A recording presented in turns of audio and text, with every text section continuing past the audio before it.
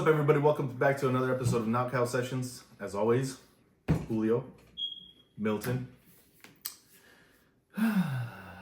Yes. Anyways, moving on. It was a great weekend, Julian. It was a long weekend. It was a very long weekend. A lot of things I do not like in this world. A lot of things.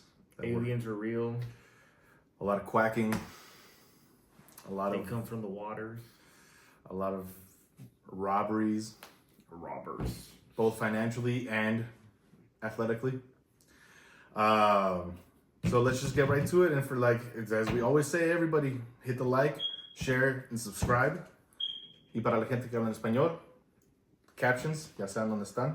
Yeah, buddy. But let's get right into it because we have a lot to cover. And we'll start with, what would you call it, that circus act of a show? Jake Paul versus Mike Tyson. I mean, I have always made fun of you for hating on Jake Paul, but this proved me correct because he showed a lot of respect. What a fucking swerve! I thought he was gonna bend the knee. He showed a lot of respect to Mike Tyson. He obviously saw that Mike Tyson didn't have it in him. We all knew this. We all knew this was a joke of a fight compared to a lot of his other fights, right? But the good thing is, Jake, you're a real gentleman. You did not knock out Mike Tyson when you clearly saw he was hurt. We clearly saw Mike Tyson was hurt, and Jake Paul was a gentleman. And I wanna give Jake Paul his props for that. And the fight itself sucked. Mike went out there, did what a lot of people thought he was gonna do, try to knock Jake Paul's head off in the first round. That same momentum is the reason why freaking Mike hurt his knees, and then the rest was just a shit show. But yes, I think Jake Paul, if he really wants to continue doing this, I think we're moving on from the phase of taking on retired UFC fighters and old boxers to, I think, you either stick with YouTube fighting like real YouTubers, or you take on Zurdo Ramirez. He just won a belt in cruiserweight this week. You know. You done? Julian, what did you think about the Holy fight? shit, I'm disappointed as shit, man. I thought the way this man was going, we finally got him to bend the fucking knee, and I thought he was going to say, Julian... You don't respect Jake Paul for not knocking out Mike Tyson? Julian, you are right. This is a circus act of a show. I literally just said it was a joke. They robbed everybody of their money. Yes. We agree on everything. We are 90% there. That 10%, though, you just do not want to admit that this is just a bullshit career. It's just a show. It's a show. And at the end of the day, you can't hate on him for what he did. Like, he brought us two very good fights in the undercard. Very good fights. No one's disputing his promotional skills. Exactly. He's a decent promoter. Decent? Motherfucker, he's stealing people's money. What are you talking Promotion. about? Being a promoter's not being a thief. Okay, let me He's being a salesman. He's being a very great salesman. How can you hate on that? And it's not even, you know what? It's not even Jake's fault. You know, of course not. It's not. It's people like you. Fans like you. What are you talking about? I never said I'm cooking. Tyson even had a chance. The fact that all of you that watch this, things like this, it's your fault. Did you not watch it? Oh, I'm sorry. Were you not here watching it with me? Really? It's not that I choose to watch it. Wow. I watch it for you guys. For you. I don't watch it for my health. Yes, you do. I lose the hair that I don't even have left. You know what I'm saying? Like, I do this for you guys. But then I go through it and I'm like, why am I here? You know what I'm saying? Like, I'm watching this. I'm watching the corpse of Mike Tyson. One-legged corpse of Mike Tyson. And I'm like, dude, like, why? That's your lasting image? And then talk about that to say he wants to fight Logan Paul. After Logan, who was high out of his goddamn mind in that ring, I'll kill you. Well, yeah, you would. I would expect you to kill a 58-year-old paraplegic. Yeah. You know what I'm saying? Like, I don't find this. I don't even find it funny anymore. I just find it sad, and let me get to another point on this. Sad because of the way Mike Tyson looked, but if it was, did you feel sad about all the other UFC fighters who got paid thanks to Jake Paul? At least they were younger. That's what I'm saying. Did you feel sad? No. No, because they all sold out. Exactly. So did Mike. You know, well, yeah, 100% Mike sold out. I don't know where his money went that he needs it. But I'll say this. Jake Paul is right. Canelo does need him for the payday. Canelo does need him? That makes no sense. All right. When Jake Paul said Canelo wouldn't do it because he knows he needs me. He's right. How? Jake Paul's a bigger star. No. Not in the boxing world. Jake Paul is a bigger showman. That's all it is. But Jake Paul is a bigger draw than Canelo. Because he has like 10 million followers on YouTube. Argue that. I did. Jake Paul is a bigger star than Canelo. Okay, so he proves my point that he's doing it for the money and you get mad. I'm just kidding. I'm actually trolling him. I wanted a reaction out of him, but the fact that he just went with it, fuck him. Like that's where I'm going with all this. First of all, Jake Paul's stupid for calling out Canelo, saying that he needs him. No, He does didn't not. call out He Canelo. called They asked out. him, do you think you still want to fuck? Because he said, I'm not going to call any specific names out. He's like, I'm going to go and fucking Well, no, he needs to go look at the veterans hospital And they list. fucking asked him, well, what do you think about Canelo? And he's like, oh, I'm not even going to mention Canelo. He needs me. That's not a call out. That's just That's just him being smart at the way he's promoting himself. Yeah. No, I just can't wait for Jake Paul versus Joe Biden. Joe Biden. You know, I think Smoking Joe probably has a shot at this point. I'm pretty sure Joe has like a freaking Jujutsu Kaisen background somewhere. Bottom line is, Jake Paul is a great salesman.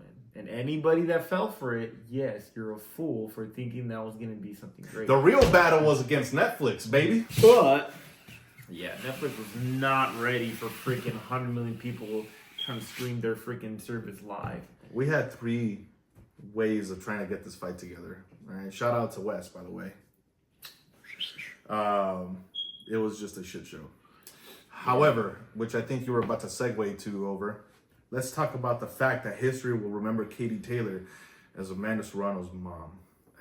I think the what is the term I'm looking for? I think the History books? no, not history books. I think the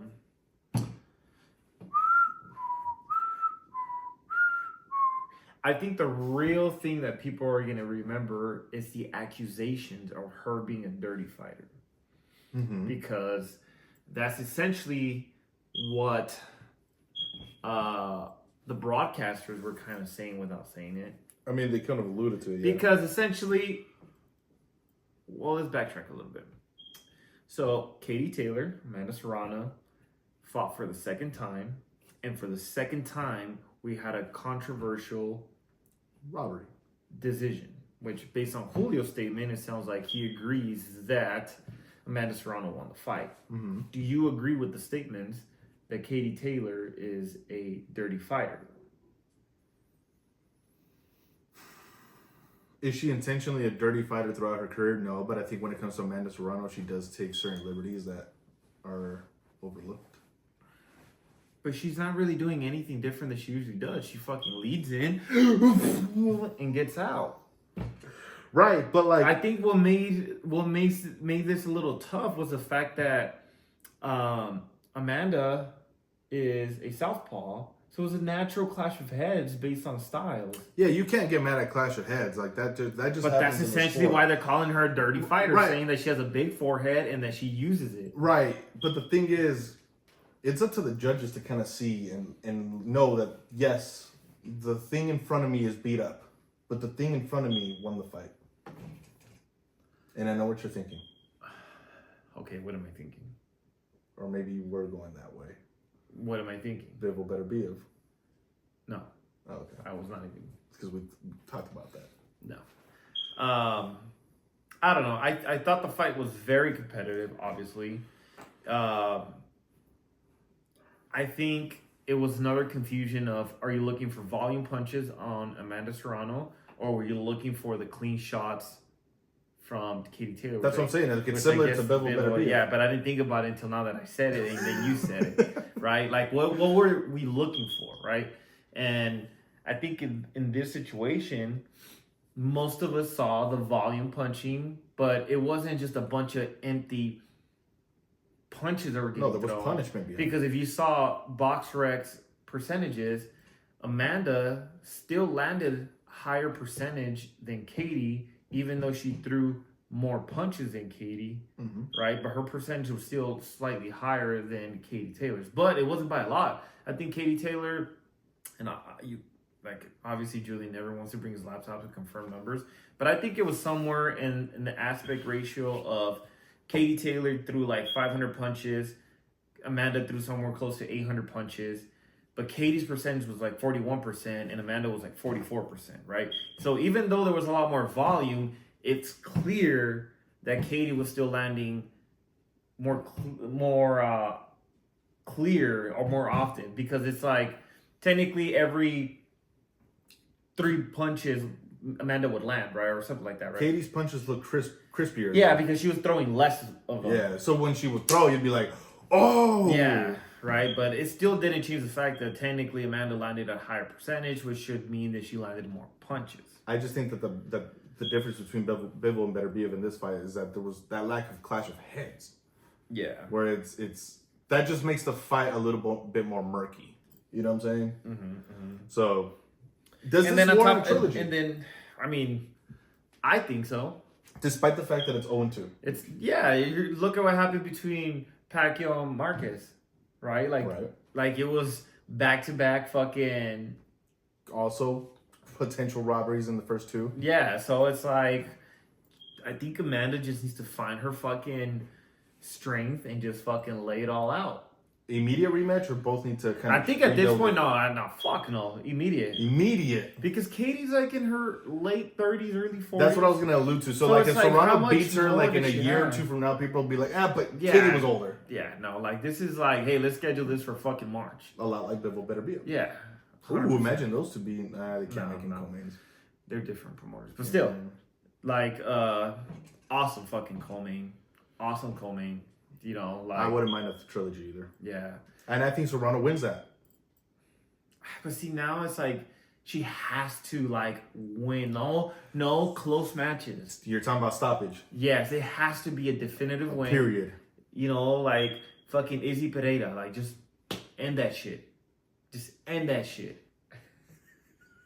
First of all, Izzy Pereira's not ended. Yes, it is. Who got the last laugh? Izzy. No, Pereira still owns Izzy. No. Come on. Izzy ended that. Anyway, 2 stoppages to 1. It's just, you end that shit. Same thing with Marquez Pacquiao. You just end that shit. That was a true last laugh. You just end that shit. Like, it doesn't matter what the fuck the close fights before that. You just end that shit. Just end it. And then she can move on and Katie can just retire. Speaking of ending. You ended me. How does Mario Barrios' career outlook look from here? Just a quick little side note. He was a featured bout in this card. Yeah, which was a very competitive fight, but my God, this kid can take a beating. And respectfully, he's a good-looking dude, too. But damn, does he leave always, like, fucked up. Yeah. I mean, it's kind of tough to say because, one, from my understanding, like, this was just supposed to be like a stay busy fight, because in reality, it was supposed to be like a Stanionis fight that he's looking forward to kind of do a more meaningful, quote unquote, fight. But he still had a tough fight. And this is why it brings me to my, before I forget, because I hope you're watching, Delgado. Because you came at me a couple days ago saying Mario Barrios beats Boots. Does Mario Barrios beat Boots? I don't know. After I saw Boots the other day, go ahead. He looked a little rough. Argue that. He looked a little rough, but I think Boots still has. That's right. I need you all to fall like that, one by one. Barrios will go down first. Then Stanionis can get it. If I'm over here fucking like over glazing. No. You're not the main enemy here. You're just a side character.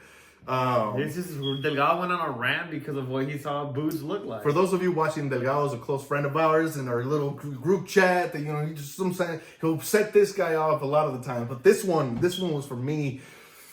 I'm just saying, Boots owns that division. So whether it's Barrios, Stanionis, anybody can get it. Virgil will knock him out though. And that's story for another day. A story for another day. Yeah, Mario's looking a little rough. I don't know if it might be the age, but he's really not that old. He's like 29. Technically, this was most boxers are hitting their primes, right? Maybe this was just a tough fight, but we'll see. I mean, right now the welterweight is not super hot, so it's not like he doesn't have the ability to maintain his belt. But I mean, we got Teal out there who's about to fucking just show Teal can get it too. Teal can get it too. Teal's out there, so it's okay. We'll let Teal kind of handle that business. Botas will Become a 3-time undisputed. Botas will execute that man out of his existence. We'll see. But we're sticking on the topic of boxing and potential 147ers because you just never know with this guy. His Lord and Savior is back, ladies and gentlemen. We just got word about this about an hour. Without one mention of this man. I love it. The GOAT of this channel. Ryan Garcia is back December 30th in an exhibition bout against Ryoya Ampo. Ryoya Ampo. I don't know the first name like that. Which apparently had an exhibition match with Manny Pacquiao that many thought Pacquiao lost, actually. And they actually fucking scored it a draw. The weird part of it all this is not only is Ryan doing an exhibition, which I get it. He's just maybe trying to stay busy because obviously he's suspended right now. He's probably looking for some cash. He probably blew it all already, which is crazy. On blow. But it's crazy that it's exhibition and it's a 3-round fight. 3 rounds. Even UFC doing? Fights 3 rounds are longer than this. Like, what are we doing? Like, why even fight at all? I mean, he's just looking to throw maybe 10. I wouldn't even doubt this motherfucker shows up drunk to the fucking fight night. Imagine. Oh my god. And he would. I don't know. But regardless, I mean, it looks like the fucking... See, this is where I don't agree. Because it sounds like Ryan wants to make his comeback fight against Jake Paul. And that's where I was going to lead into all this. Wouldn't you guys want to see that? Wouldn't you want to see that? Come on, let's see. A fighter in his prime fighting Jake Paul. He's a boxer. Come on, guys. Let's all get behind this. No, that's what we do nowadays. That's what we do nowadays. It's not the same. Jake Paul was interesting when he was fighting UFC fighters. He can fight Conor McGregor. That'll still be easier. Then I got an idea. Okay, John Jones. Jake Paul versus Francis Ngannou. I just want it. Yeah. I just need it. They're literally way the same, apparently. Let's do it. Jake, please. If it's not Francis, it's going to be me at this rate. You can't even He's make my promoter. heavyweight. You can't even make heavyweight. He's going to be, I'll get fat. He'll be my promoter. We'll make it happen, buddy. I'm an unknown guy. We'll make it a 3-round exhibition. All I need is 2. Julian, to be fair, I don't even think you can fight past the 1 round. You want to put some money on that if in a weird world, because we're living the internet age. Okay. Would you put money on that? Yeah. You take the under? Yeah, under 2 rounds. I'll bet myself. I'll put the over with the KO. With the KO? Yeah, you're getting knocked out. Yes. 100%. Put me in, coach. That's it. It's all I'm saying. Right there is where the fucking conspiracy of Julio gave in is gonna start. You sold it. You sold out for a fucking Rolex. That's what we're all gonna say. Yes, Julian, you got paid $1 million plus you sold out for the extra Rolex. My money will go. It'll be for free. I'll send it to the proceeds. Just put me in, coach. What That's proceeds? it. I'm not a big talker. Just put me in, Jake. Put me in. Yes, you are a huge talker. What the fuck are you talking about? Put me in, Jake. That's all I need. He'll be my promoter. He can keep the money. You know what? We're sending the kids to college. Damn it. Okay. Anyways, continuing on to our next day of great. More bullshittery. This was the best weekend I've ever had. Yeah, great times, make money. UFC 309, great times, great money. Whack. Please explain. So UFC 309, if you guys watched it, you watched it. John Jones looked great. The elbowing, the slicing and dicing John Jones was back. I actually have something to say about that. Johns looked like an old man fighting. Yeah, because he's fat from the top and skinny from the bottom. Yeah, like he looked like a weird old man who had. The dude is literally built like my hand. Yeah, you know. But somehow that motherfucker can still throw a kick. Wild to me. Fast kicks too. Those kicks were fast. Yeah. That was not the same John that fought Cyril Gane. No, that was a lot leaner, heavyweight John, and he still looks good. He's just good everywhere, and we've been knowing this. I've said this, but he fought a 42-year-old Stipe Miocic who hadn't fought since 2021. Which, I mean, a little credit to Stipe. I mean, he didn't look that bad or horrible as you would think like a Mike Tyson. The first 2 minutes, he looked competitive. I mean, not just that. Like, I mean, he kept pressing forward. Like, he never stopped moving forward until he just got caught in the last round. I think Stipe, the fighter, the instincts were there, but Stipe, the mindset was gone a long time ago. Yeah. Like, this was Stipe. That's it. That was Stipe the whole fight after 2 minutes. And John, and the moment he clipped John with anything, John just started running around. That's how you know the power is still obviously there. So, which, begs the question a little later that I have for you. Speaking of power. I thought Stipe looked like a guy that wasn't there. He was just there to collect the ass whooping with the payday that came with it. Yeah. And call it because he did not hesitate. Dude's like, I'm out. I'm done. Final payday. Call it a day. Yeah. It is what it is. And so now technically the name Stipe Miocic belongs on John Jones' record book. But now the question is, and he was asked about this, what's next for John? Well, apparently what he wants next is big, meaningful fights. According to John, though, it sounds like he just wants big, meaningful fights, right? Like, it sounds like he just wants the type of fights that make big money. My question to you, John, is why in the fuckity fuck do you think Tom Aspinall is not a big money fight, right? He's trying to sell to me the idea of what people say about, oh, what if Crawford and Canelo fight because it's number 1, number 2 pound for pound type of fighters, right? Okay, it doesn't change the fact that if Canelo and Benavidez fought, it would still be big money, right? Or if Canelo and Beterbiev fought, it would still be big money. So why are we not considering Tom Aspinall? And I'll tell you why. Because Jones looked like a grandpa, and I think he thinks Tom Aspinall is too dangerous. Because Tom might actually beat him. It's a valid theory. A valid theory. I have my own. Okay. I actually respect yours. It's a possible one. I'm not downplaying it, you know what I'm saying? Okay. My theory is he looked good. He didn't look good. That was better than the Jones that we've seen the last couple of fights. What do you mean? He fucking pinned Cyril Gane in 1 round. Yeah, because Cyril Gane has no ground game. Okay. Now, and even before that, when you compare him to Dominic Reyes, when you compare him to Thiago Santos fights, John didn't look good. Okay. So it's been a while since we've seen John look dominant. The thing or is, Stipe just looked really bad. That's what I was gonna say. The thing is, don't blind yourself either, though. Like, Jones still looks like he could go with the best of them, I guess is what I'm trying to say. The question is, can he still beat the best of them? And right now, as it stands, and UFC should know better than this because they've prided themselves in things like this. There is an interim champion out there in Tom Aspinall who deserves this fight, who has actually been a more active champion than John Jones has been the last year and a half. So now the question is, first of all, Jones is the definition of ducking. I don't care how you call it. People get on Canelo's ass about it. Jones, I think, has superseded it. Like, he's just being... His profile picture is a fucking duck.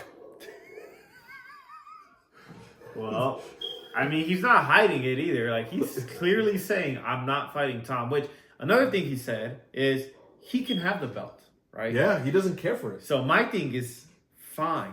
Let's just throw all this shit into fucking Jones's face. Give Aspinall the belt. let's have Pereira and Tom Aspinall fight for that belt. Ooh. And then if John wants daddy winner, I'll be okay with that. Just do not fucking fight Pereira first instead of fighting Tom. I would rather have fucking Dana push for Pereira and Tom Aspinall to fight.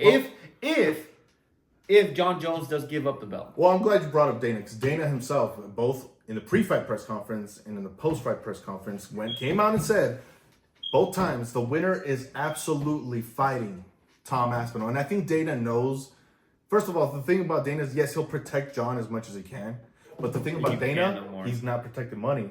And he knows what people are asking for. Yep. And he knows that Tom Aspinall, he said it himself, John Jones versus Tom Aspinall would be the biggest fight in UFC heavyweight history. Now, let me ask you this.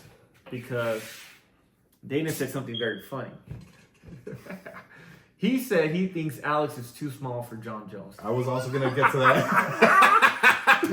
Alex is literally the same height as John. He literally said there's no way Alex has a chance against Jones. See, Dana's being smart, because Dana, what he's trying to do is He's just cool off. he's trying to protect Alex. He's like, yo, I just got a shiny new toy. Let's not throw him in there with all these other sharks in here. I thought that was funny. I think Dana knows that he wants to still market Alex a little bit more, because he's the one that doesn't even speak English of all these guys. And on top of that, he knows that there's also a fight in light heavyweight between Pereira and Ankalaev still pending. And on top of that, I actually do want I'm a Pereira stan. You know this. In a perfect world for me, for Alex Pereira, I want him to fight Ankalaev first before he even thinks about going to heavyweight. Because Ankalaev brings the one thing that everybody's like, oh, well, how would he do? Ground game. Mm-hmm. And if Pereira, if that's up to Ankalaev at that point, if he wants to implement the ground game, because damn well Aspinall and Jones will. Mm-hmm. If Ankalaev can implement a ground game, and everybody says, well, Pereira sucks on the ground, we've seen it. Offensively, he sucks on the ground, but we don't know what Pereira's been doing behind the scenes with Glover. Maybe Masvidal's a prime example. Masvidal had no ground game, but damn, it was hard to take that man down. Mm-hmm. Like, it took Usman 5 attempts to just take him down. It took Colby the whole fight to keep him down. Mm-hmm. So if Pereira has a similar takedown defense to that of somebody like Masvidal, that's a fucking problem right there. Mm-hmm. But that would also be a good just overall stepping stone for him to go to see Tom or Jones. At that point, the winner of Jones-Tom. Because I can guarantee you, if Jones loses to Tom, there is an immediate rematch to that. I mean, yeah. I mean, Jones is deserving, no matter what. Status, yes. Yeah, that's what I'm saying. Now, I also kind of want to talk about this a little bit. Jones is kind of a sociopath for kind of telling himself the whole build-up to the fight. Well, Stipe called me a bitch, and that was disrespectful. And he talked about my kids. There's no fucking video of Stipe talking about his fucking kids. There's not. I've looked. There's not. The dude psychs himself into this crazy mindset. Yeah. He's the kind of guy that, I didn't like the way Alex looked at me. It was disrespectful. I bet you he was thinking about my wife and kids. And then he just psychs himself into this crazy dimension. That's a little far, but yeah. I wouldn't put it past him. Dude's a sociopath. But to basically kind of just put this all in a bow together, it's time. We need to see Tom versus Jones. And like you said, if Jones is just... Because he himself said after the fight, it's Pereira or retirement. Mm-hmm. Cool. Vacate. Mm-hmm. And let Pereira and Tom handle business. And if you want to pull in Amanda Nunes, because we know where Amanda's going with all this too, then return for the winner. Yep. It's as simple as that. And we keep the division moving. Yep. 100%. But the co-main now, fireworks. He loved it. Fireworks. That shit was awesome. Your boy was back. Michael Chandler, Charles Oliveira, Never disappoints. I love Michael's heart. That shit's awesome. I just don't understand how his fight IQ. Yeah, this guy has no real. He throws the game plan out the window. Yeah, he doesn't have a real strategy on how the fuck to close that gap, because obviously he's short, probably has short arms, and all he knows how to fucking do is just fucking bulldog his way in there and just start swinging, which obviously it almost worked for him at the that fifth round had me clinching. Holy. Oh, actually, how legal were those back fucking super illegal. holy shit! Like the ref was waiting for Oliveira to get a concussion. I think to take off a point. They were super took illegal. off a point. Like look, I mean, could have gotten disqualified. Yeah, like holy shit. There was about 20 back of the headshots, but I really thought this was about to become a very controversial night. Oh, if he would have won right there. If they would have stopped it right then and there, and everybody's like, dude, you know what I'm saying? But Oliveira, this was a different Oliveira. This wasn't like very composed, very precise, fucking just hunting. That ground game tells me he knows what he wants next. Oh, 100%. And he's trying to stay on the same level as the winner of Islam and Arman. Mm-hmm. And I think he deserves that shot. Yeah, because he looked way fucking better in this fight. More dangerous. Yeah. For either, like, that Oliveira gives Islam super problems. I hope so. So, but as far as Chandler goes, yes. Dude, I don't give a shit. Like, his record doesn't do justice as to how his career is. Yeah. Because, first of all, Michael Chandler would be a GOAT at bare knuckle boxing. Oh, yeah. Second of all, I think where he goes from here, he's not getting this fucking Michael. If this fucking fight with Conor would have happened, he would have fucking destroyed Conor. Potentially. You don't think so? Conor can also get into firefights. Yeah, but Conor's like been chinny. So is Chandler. He's stubborn. Yes, because he took shots from Gaethje and he still kept coming in. He's fucking hella stubborn. I don't know. I think this Michael, if the Conor Michael fight would have happened, like this Michael would have dominated, in my opinion. And by the way, Michael Chandler has probably my favorite mic work in the entire UFC because when that man gets on a post-fight interview, you just know he's going to get straight to the point. The dude called out everybody he could. He called out, well, first of all, props to him for giving Charles his respect and saying he's going to go take care of Islam. And then to say, I want a BMF fight with Max Holloway, that fight would be fucking bonkers. Yeah. Let's get it. Like, I think Michael is deserving of a BMF shot. Oh, hell yeah. And then to say that he wants Conor next, but here's another fight that I think could make sense. It's not as sexy. Michael Chandler versus Dan Hooker, 2. Why? Because Dan Hooker is the guy that Michael made his debut on. I don't know if you remember. Mm-mm. And just took him out like in a minute. Dan Hooker took out? Michael Chandler took out Dan Hooker. Okay. This Dan Hooker's different. This Dan Hooker's a dog fighter. Okay. Yeah, I'm not feeling it. I like the BMF idea. I'm not even that excited with the Conor idea anymore, to be honest. Like, well, Dana said he predicts Conor's not fighting until the end of 2025. Oh, yeah, no, we're not. We're not. So it's time. Holloway. Chandler Holloway next would be awesome, or just anybody that just keeps Michael Chandler busy enough till Holloway's ready. There you go. That is a little more exciting. So, I don't know. This Michael Chandler looked really solid. Chandler made more. He loses in style. Like, the dude just does not look. He doesn't know how to look bad. Mm-hmm. Whether he wins or he loses, the dude just gets more and more fans. And Dana White loves him. Like, he loves him. Like he said, I don't care where he came from. He has a home here always. Hell yeah. And so, I've always been a Chandler fan. He can be a little corny sometimes because, he's. To his detriment, he's just a super nice guy. And people don't like seeing nice guys in the UFC. I'm a nice guy yes, myself. Exactly. I don't like to see you be nice. God damn it. So I think I'm on board. Of all the fights, I'm on board with Chandler, Holloway, BMF. Oliveira, absolutely deserving of a title shot once again. Because he was supposed to fight Islam, but, things happened. And as far as the rest of the bout goes, it's a lot to get into, but I just want to talk about one more person on that card. Bo Nickel. You need to. When we say there's speaking of nice guys, you need to dumb it down a little bit. If Michael Chandler is more edgier than you got a fucking problem. You know what I'm saying? Like, Bo Nickel, first of all, you look great in your fight. I don't care what people say. I think he looked very good in striking compared to Paul Craig. Yeah, I think in the beginning of the fight, I think Paul Craig said it in between rounds. He was like, "Oh, he's super stiff. Like he's super scared," or I don't know what the fuck he was saying. Which I agreed. I think he was flat-footed. Yeah, Bo looked really off in the beginning.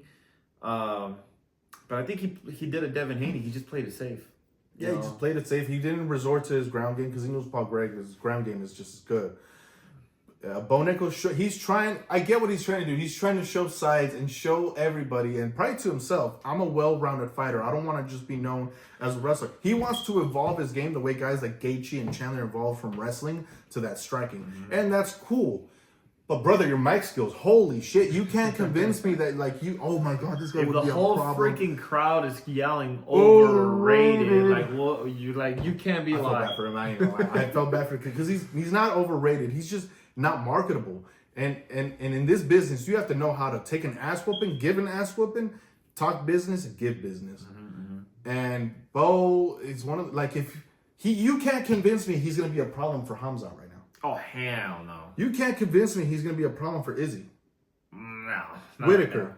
No. Vittori. No. DDP. Fuck no. Like, you know what I'm saying? Like, the list goes on. Like, I think he no. should get a top 15 opponent. He should. But he's not ready for those guys. Like, you can't tell. Like, when you look at a guy who's somebody that you is up and coming and you're like, he's going to be a future fucking prop. Shara Magomedov. Magomedov, El Pirata, is a fucking problem coming. Who's in the same division as Bo Nickal. You know what? Yeah, make it happen. Nickal, pull it. I'm ready for it. Yeah. That'd actually be pretty good. And I think Shara wins. Yeah, like if Bo doesn't find that inner demon inside and brings it out, like, and he's just gonna have to wrestle fuck him. Yeah. Because that's my 2 cents. Because I think Bo's a nice guy. I can't hate on him. He's a nice guy. You can tell there's a lot. Even when it comes to talking about the president, because he's the golden child of America in terms of UFC. He feels uncomfortable talking. You know what I'm saying? He did go up to Donald Trump and said hi and all that stuff. But like you look at him because he's supposed to be the heir apparent to this wrestling community, kind of like how Colby Covington is, and you're like he's just not. He's not calling his shots, and you want that out of your fighter to call his shots. Look at Conor; he made a career out of talking his shit and backing it up. 100%. So that's just my 2 cents. But this week, we have a firefight. One that's so underrated, and I can't wait for it because this is going to be such a bulldog fest. Peter Yan, Davison Figueiredo. Who wins? I can't bet against Davison right now. I can't bet against Yan. He's got a little bit of momentum going on. Looks like we're gonna have to talk some business a little later. Loser buys the other one lunch or something. We'll talk about it. That's some weak ass bets. Lev, if you're watching this, we'll keep you in touch. But I think Yan. It's a 50-50 fight. I can't call it either way because Figueiredo's been on a tear. That's what I'm saying. But Yan is Yan. And we saw in his last fight, he looked good. So, but it's going to be a 50-50 fight. It's going to be good. It's whose chin can take more. We'll see. We're definitely going to see. Are we going to watch it together? Maybe. He has a tendency of never watching fights with me. Yeah. I just watch them with myself. Anywho, as always, though, this is a more intense-filled episode because there's a lot of things that piss me off. And I hope you guys enjoyed watching me get fucking pissed. All right? And if you enjoy watching me get fucking pissed, hit the like, the share, and the subscribe button. We'll be back after all these fights coming out. I know holiday season's coming up, y'all, so possibly by the time we see y'all again, happy early Thanksgiving. And para toda mi gente, ya saben, aquí están siempre los captions. Dale like, suscríbanse y compártelo con todos. So, y síguenos. Las redes sociales. Social media, guys, right here on the description at all times. You guys know what's up. But as always, we do this for you guys. We do it for ourselves because this is our bonding time. Hell yeah. But see y'all next time.